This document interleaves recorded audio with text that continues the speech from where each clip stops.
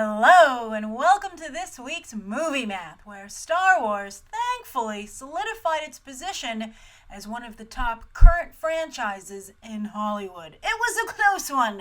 It had been projected weeks in advance to open where it did, at around 150. It came in at 155.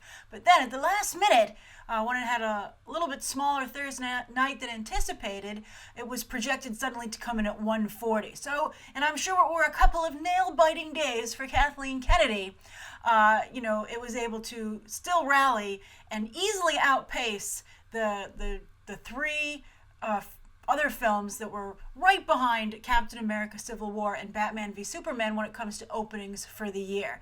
It didn't want to find itself stuck in the same pack as Disney Animation, Fox's Marvel films, and then also even Suicide Squad, which were all in the 130s. But no, it's a solid, definitive third, even pretty close to Batman v Superman, which therefore makes Star Wars clearly a franchise on par with Marvel and the DCEU. And you gotta say, for all the hits the DCEU keeps on taking, its numbers are really good, right? I mean, like it's a franchise to beat, which is very impressive. Imagine if it had good reviews. Imagine if it wasn't the punching bag of the media and some Marvelites. But we're here to talk about Star Wars.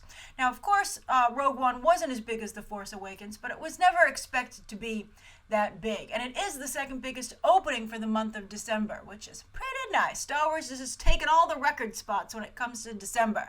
And they have one more December to go before they switch to summer with Han Solo. We'll see if that's a decision they end up regretting. Harry Potter sure did when it was momentarily a summer movie here and there. But anyway, Rogue One also helped Disney get past the $7 billion mark, $7 billion globally in 2016.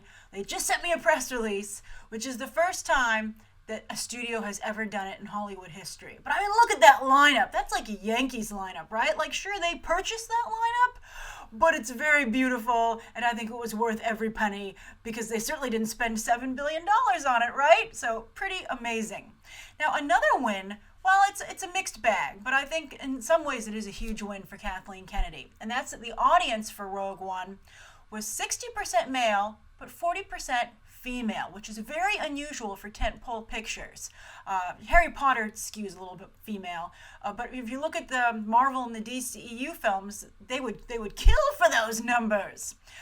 So that's a good win for Kathleen Kennedy there. But at the same time, while she's getting more women to go, she's clearly getting less men to go because the overall total isn't as big as Captain America Civil War and Batman v Superman. So if she had the same amount of guys going and was able to up the women numbers at the same time, she would be in the front. And so maybe, it's growing pains. Maybe they'll get there with episode 8 and beyond. But very exciting, and it's just nice to see the female audience numbers increase and get up there, right? Now, I guess, why doesn't she go find one of those 40% women and ask if they have an interest in working on Star Wars? Although clearly she has a lot of women on the team already, as she's made very clear.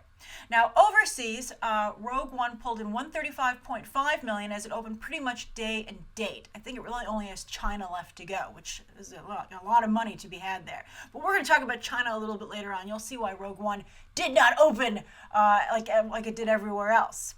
But just as Suicide Squad was an argument for having a diverse cast, I think that Rogue One is hoping to be an argument for having an international cast. Something that was undeniable while watching the film, but now we need to see if it's reflected in the box office numbers. You have Diego Luna from Mexico, Donnie Yen and Jiang Wen from China, Ben Mendelsohn from Australia, Mads Mikkelsen representing Europe, I guess, and then of course, Felicity Jones for the UK. Now, Star Wars has always had a strong heritage in the UK. The films are shot there, and although they haven't had too many leads until lately, right? UK talent, but there's a lot of UK talent in Hollywood. They loves them. All right. So anyway, with the other actors, though, those are all actually pretty big movie-going countries. Mexico, China, obviously, Australia. Europe, I don't think needs a lot of convincing to see a Star Wars movie. But still, this is very well designed that to every major country they go to, they have a star that's from that country. So let's see if that pays off, literally. And then also Rogue One did very well on IMAX screens. And that's very important because that gets the ticket prices up. And Doctor Strange had a similar benefit and that people really felt they needed to see it on a big screen. I even said that in my Rogue One coverage. I said it wasn't so much 3D that was important, but the biggest screen possible. Now, of course, IMAX only ran a 3D print, so that really got the ticket prices up. So you can see Hollywood doing their best to, as I always like to say, use box office steroids. Now, there's a chance that while Rogue One didn't open as big as The Force Awakens, it could have even stronger legs. Although The Force Awakens obviously had very good legs. For those of you who don't know the term, legs means like how long it will carry on week to week staying power. Now, clearly, there are a lot of people who still haven't seen the movie because the box office opening isn't as big. So you want to get that like 100 million people or so to come and see it, right? Also, there could be repeat viewing. I've already seen it twice. I know many of you have already seen it multiple times, although that is factored into the 155. Darn it!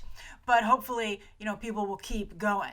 And then there's word of mouth. And then also, Passengers and Assassin's Creed were supposed to be two hurdles for Rogue One, but they are not coming together.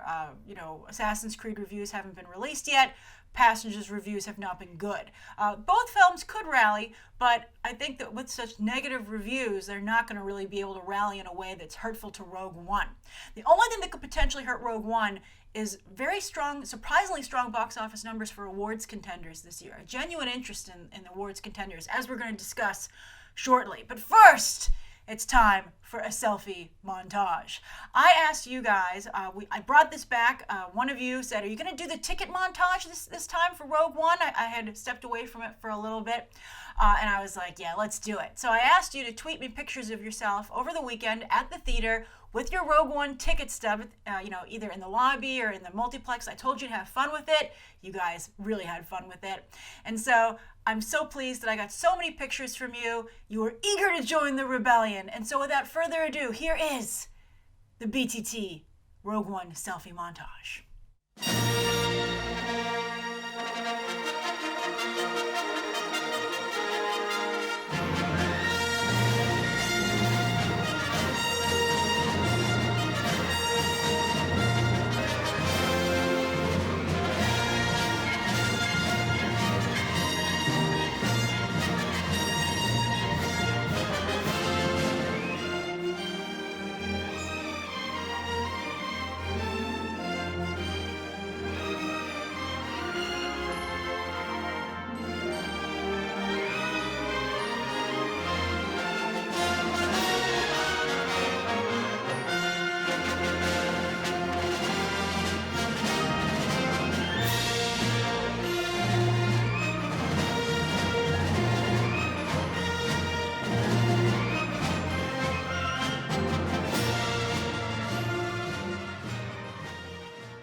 Oh, wasn't that fantastic? I hope that you enjoyed watching it as much as I did collecting the photos all weekend and then editing it together for this montage. You could feel the love. But somebody who was not feeling any love this weekend was Will Smith, Warner Brothers, and their film Collateral Beauty, which was supposed to be counter-programming to Rogue One. But Warner Brothers, as we discussed this morning on Morning Movie News, was shocked at the poor response to the film and have taken to blaming Rotten Tomatoes' unfair assessment of the film.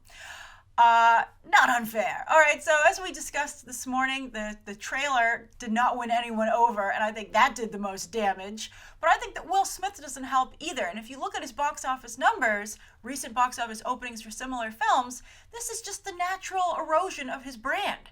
Like, this is what he was marching towards, and they couldn't pull him out of the dive.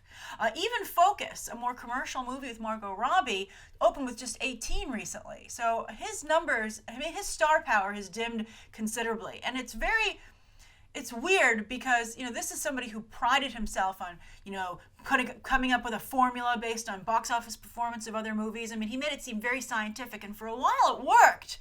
Remember, he was the guy who owned the 4th of July. But his math is not working. His math's wrong right now. And I think that I wonder how many yes men are around Will Smith and if there's anybody who is willing to tell him the truth, if he's willing to listen. But you know what? The person he wants to surround himself right now is Margot Robbie. He wants a Deadshot movie, but that's still like in the just idea phase right now, with Warner Brothers going, maybe. But they're definitely making Gotham City Sirens. And as many of you sent me, he was quoted as saying to MTV, he will do anything that Margot Robbie wants so that he can be in that movie and just continue, I think, to align his star with hers.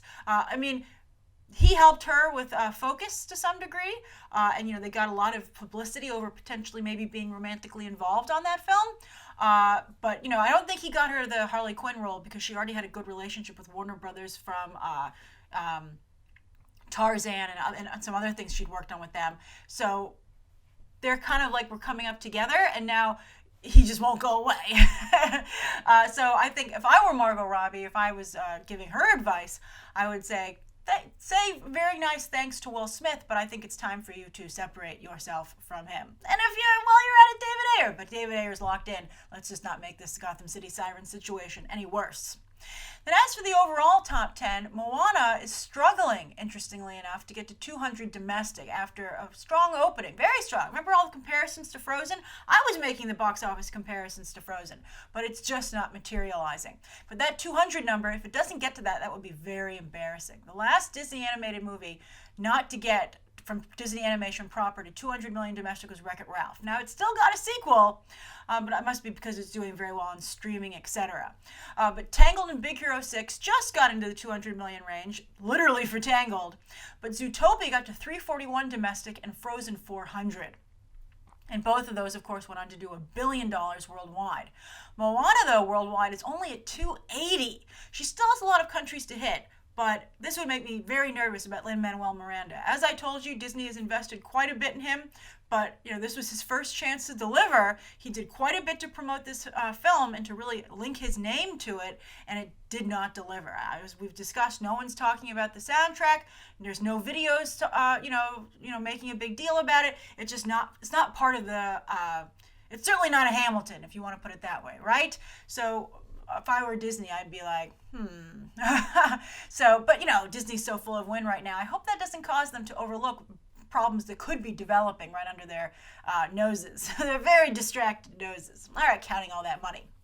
Then also you'll see that Fantastic Beasts is holding pretty well at number 5, while Doctor Strange is almost out of the top 10. And their worldwide gap also continues to grow, with Fantastic Beasts at 718. That's very good. Fantastic Beasts, Warner Brothers should be very happy with that.